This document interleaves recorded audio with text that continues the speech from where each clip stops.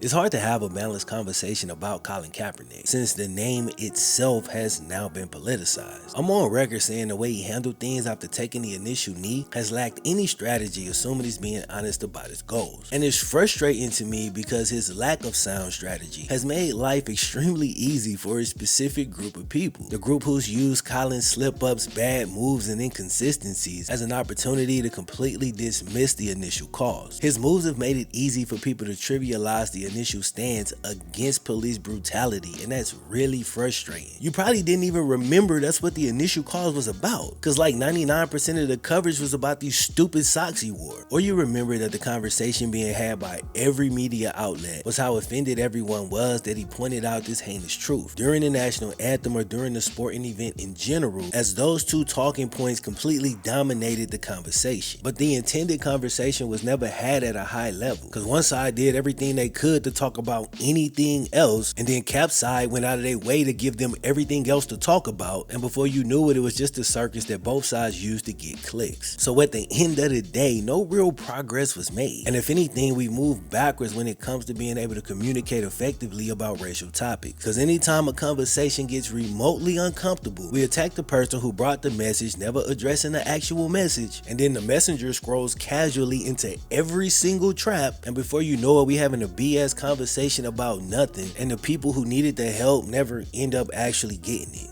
So it's complicated, right? I appreciate the initial stance. I think it took a lot of bravery and he lost a lot because of it. I think the strategy was so bad that he lost more than he needed to, or maybe he got so caught up in the hoopla that he simply lost his way. But I gotta say, I don't think he's been very responsible with the torch that he chose to pick up and carry, you know what I'm saying? And listen, bro, if you're not careful with that flame that you carrying, we all know what can happen. You could burn everything down. So I appreciate the bravery it took to make the initial gesture. I think it's irresponsible to make a move like that without having a solid plan. As a quarterback, he was used to studying film for every single opponent, but in the biggest game of his life, it's like he just decided to wing it. A few years ago, I did a video where I looked into his background and I read about his childhood and his struggles with racial identity. Thanks to that, I do believe that at least in the beginning, his desire to help was actually genuine. And look, I know, bro, I always compare everything to YouTube, but this is how I spent the last 8 years of my life, and I just learned a lot of lessons. In order for my videos to feel right, I gotta tap into a level of empathy. One way to do that is to find similarities with your journey and the subject of the video's journey. So when I started YouTube, I had the purest of intention to put out the best content I possibly could, and to always be real, always be authentic, and to dig deep to give you my truest form of expression. But throughout the course of my 8 years, there's been times here or there where I find myself getting caught up kind of playing the game. Maybe my money slips, bills are due, sponsors leave. I feel like I'm just spinning my wheels, or I start to lose subscribers. And I start to play the game. I'm trying to game the algorithm, making content that's not really true to myself in that moment. And I have to check myself, be honest with myself, course correct, reconnect with my goals, and then continue to move forward. I say all that to say, I think Colin started with pure intention, but has lost his way and needs to realign with his original goals. And in my opinion, and again, this is opinion, outside looking in, but this is my take. I think Colin started off with that really big move, and it seems he equated disruption with success. While I actually believe the disruption at the time was necessary just in order to get people's attention, when you do that and don't have nothing to say, you just create more distractions, more ways to avoid any meaningful conversations as we bicker over shit like when it's okay to protest, which again makes it easy to completely ignore the thing that he was trying to protest in the first place. But I think he fell into a game that he wasn't really ready for and adapted to the same play style as his quote-unquote opponents. He probably made a lot of new allies who've been using that same play style, and maybe not knowing who to listen to, he just made some weird moves. They all fight with this petty, spiteful, childish ass approach, but the whole goal is to discredit the face of the other movement. I'm trying to say the same way I started chasing algorithm trends, I think it's the same way Colin turned full politician. I think over time he adapted to the game that he was playing, and I get that, but the goal of that game isn't to win. The goal seems to be to extend the fight for as long as possible and gain control and resources through fear and propaganda. Look, I'm no political expert,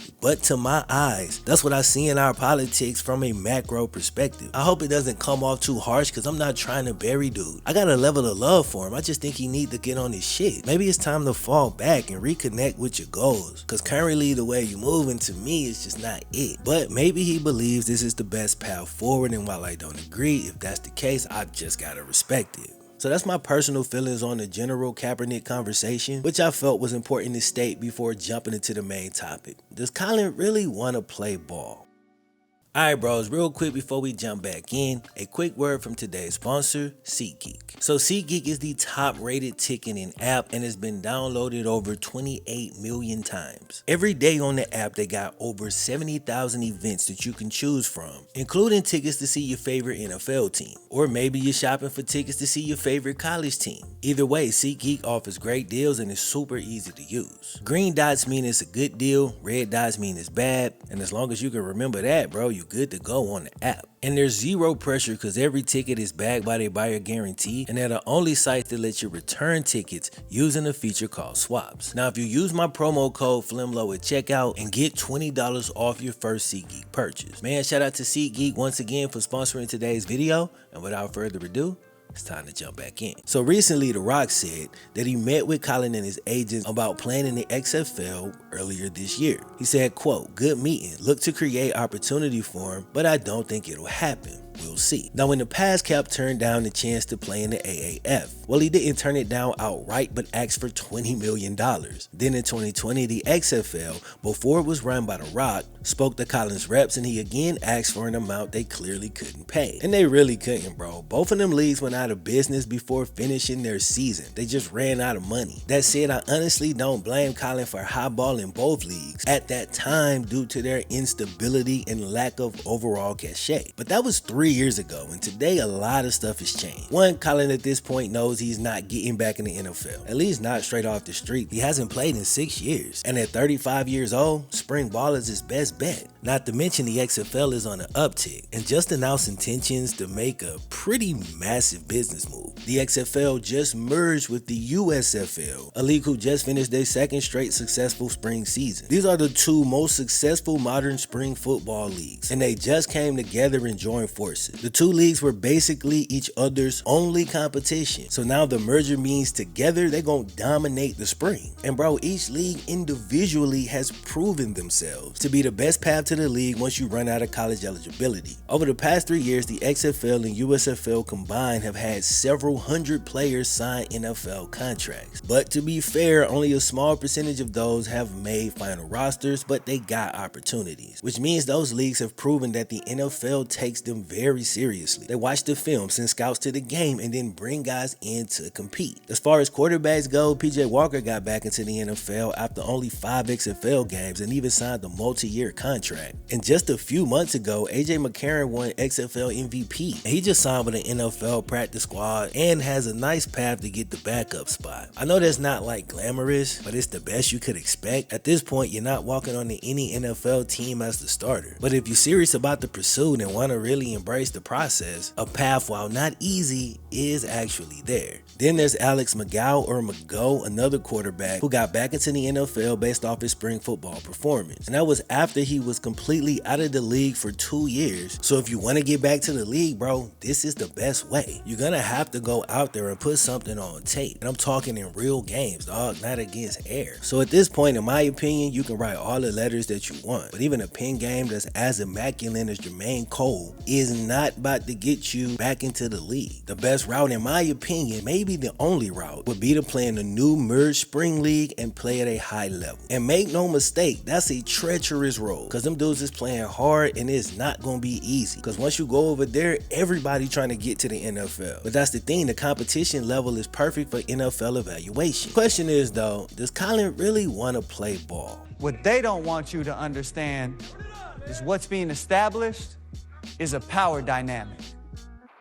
Looking at his moves, it's kind of impossible to come away believing he does. But if he doesn't want to play, and it doesn't look like he does, I just really wish my dude would stop pretending. And I have no desire to bash dude like every other outlet, but everything he's been doing just reeks of PR stunts. But I've talked to a bunch of people who have openly supported Cap, and they got to the point where they had to fall back because they felt you was insulting their intelligence. I said the same thing a couple years ago when the NFL agreed to come to that workout. Then he changed the location last minute minute and gave a 90-second speech. I'm like, bro, this was a chance to do one of two things. Either prove that you can still play or deliver an important message. But I think after that day, everybody left feeling the same way. What was the point? He did neither of those things. He just pissed off the league and kind of made them all look stupid, then hopped on the camera and didn't really say nothing. I appreciate y'all coming out. That means a lot to me. Our biggest thing with everything today was making sure we had transparency in what went on. We weren't getting that elsewhere, so we came out here. It's important that y'all are here. Y'all been attacked for the last 3 years. Y'all continue to be attacked. We appreciate what y'all do. We appreciate you being here today. We appreciate the work you do for the people and telling the truth. That's what we want in everything. So we're waiting for the 32 owners, the 32 teams, Roger Goodell, all of them to stop running. Stop running from the truth. Stop running from the people. Now, when it comes to this new United Spring League, I don't know what they was offering when he sat down with The Rock, but I will say this. While they obviously ain't about to pay, $20 million, when the next highest paid player in the league making like $200,000, they should absolutely offer as much as they possibly can. And if he joins, he should be unquestionably the highest paid player in the league. I mean, he started in a Super Bowl. He's got the biggest profile by a mile, and supporters are gonna tune in, but so are the haters. The league would get a whole lot more coverage. The team he's on will sell a whole lot more merchandise. So I think it's obvious that they should offer him the biggest contract in the league. But the question is, how much over that top threshold would he actually expect? Because it's possible that this is a case where he's just pricing himself out on purpose. You see boxers do this a lot when they don't really want to fight. They ask for a crazy, unreasonable amount that they know nobody's gonna pay. That way they could say, he ducking. They don't really want me. I offered them a contract. If you follow boxing, you know what I'm talking about. Or maybe you follow battle rap back in the day. It used to happen there too. But if he's not purposely pricing himself out and truly wants to get back to the NFL, the new merged spring leagues are easily the best way to do that. And he should say yes to the contract.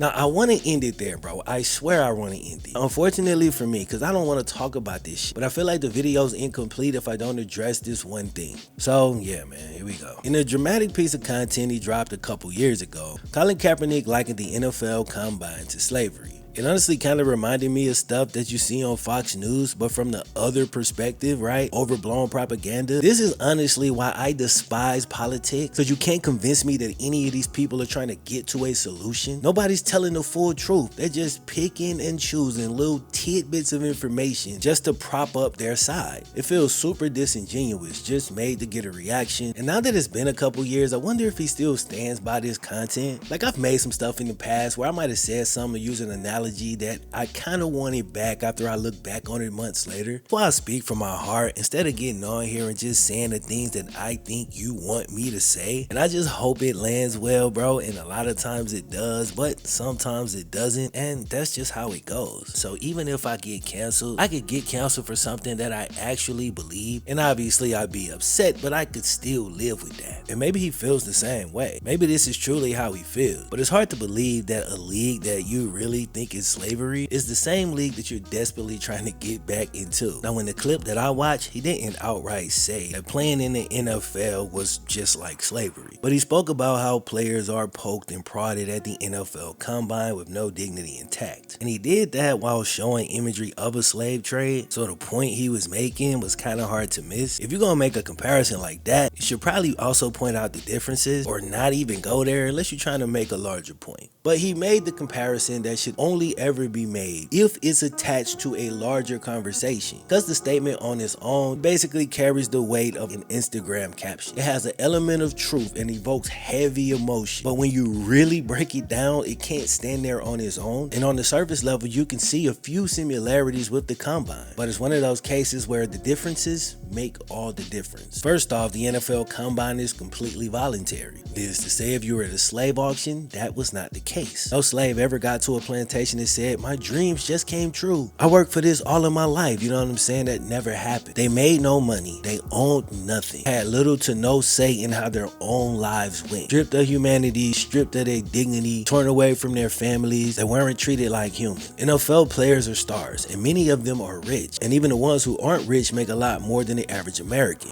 Our stated value systems say that money isn't everything, but it buys a level of freedom that poor people just don't have. You don't need to be poor or be ashamed that you make money, but at the same time, don't act like you were just out here working for free. So the contrast between the life of a slave and a millionaire is so far apart that it outweighs the other comparisons. Now, it's stupid if you think money will solve all your problems. It brings its own set of problems that are really tough to deal with, but comparing those problems to the problems of a slave is more out of pocket than a naked bootleg. An NFL player can play if they want. They can leave when they want. You can play or not play. Slaves ain't get the retire. You get the small similarity in the combined portion, some of the underlying power dynamics between NFL owners and players, but it's much more akin to an actual job, just a regular job, than it is to slavery. Everybody's boss has a certain level of power over them, but employees aren't helpless and employees have rights. Slaves ain't have no fucking rights. Employees own what they make and they're allowed to make a better life for themselves and their family. Compare that to the life of an actual slave. The more you break it down, the more ridiculous it gets. Now, some team owners and fans do be having that mentality where they think that since they pay money, they can say whatever they want to you. So I'm not saying you don't have to put up with a level of BS, but that level is so, like, you know what I'm saying, bruh? But overall, like I said, the comparison doesn't hold up, and I really wish he would have never said that shit. Could have made this video without having to discuss it, because it's the last thing I want to have to talk about on this forum. So that was a stupid statement. I wish he'd take it back, and even if he took it back, I know like you can't technically take it back, but as ridiculous as it is, let's try to understand where he's coming from. Like, why would he say that and then want to get back in the league? What they don't want you to understand is what's being established is a power dynamic. I think at some point we've all complained about our jobs or careers while still pursuing that same job or career. I know I said a lot of things about YouTube and the algorithm during moments of frustration where if you didn't know me, you might ask a question like, bro, why you even do it then? But the truth is actually simple. I was just frustrated. But when I get out that emotional state, I realize the good outweighs the bad. And at the end of the day, I really love my job. It just comes with BS like every other job that I have to navigate. But I do generally choose to not speak on the BS in a public forum, because a couple months later, when the frustrations pass and I'm ready to move on, the public gonna go and find them comments and say, what about this? But if you vent to your friends, you vent to people you trust, and when you have a change of heart, they're not gonna hold it over your head. So that's just a little lesson about venting publicly or making content out of frustration or spite. I've only done it a few times, but I always regret it. So he said some things that he probably feels there's some elements of truth to, but he knows it's not fully true, because if it was, he wouldn't still want to play. I'm not pretending to know exactly what's going on in dude's head, but it all feels more like PR than true convictions at this point. And that's easy to slip into, dog. Like, it honestly really is. You get people that supporting you and you want to echo their sentiments. But I really think it's important just to take a step back, spend some time with yourself and see how you really feel. And bro, argue with yourself. Like, I know that sounds kind of crazy, but like, really hold your strong opinions under a microscope and spend some time with them thoughts before you just run and throw them out there. Because once you throw them out there, like, it ain't no getting them back. But if he does want to play, the XFL and USFL merger is pretty much just sitting right there for the taking. He could legitimately play there in 2024 and get back to the NFL during that same year. Now, if he is indeed blackballed, and I think there's some truth to that, as I know there's certain NFL owners who've already crossed him out the list. But if he plays well in the spring and still doesn't get a look, for the first time in a couple years, he'll put real pressure on the league. That's my thoughts on the situation, bro. Agree to disagree. If you disagree, that's cool. You know, hit me up in the comments. This is a controversial topic, but I hope y'all enjoyed the video. And like, why have the channel if I'm not gonna speak on this type of stuff? But anyway, bros, I'm gonna catch y'all in the next one. That's all I got for today. Enjoy your weekend, man. Peace.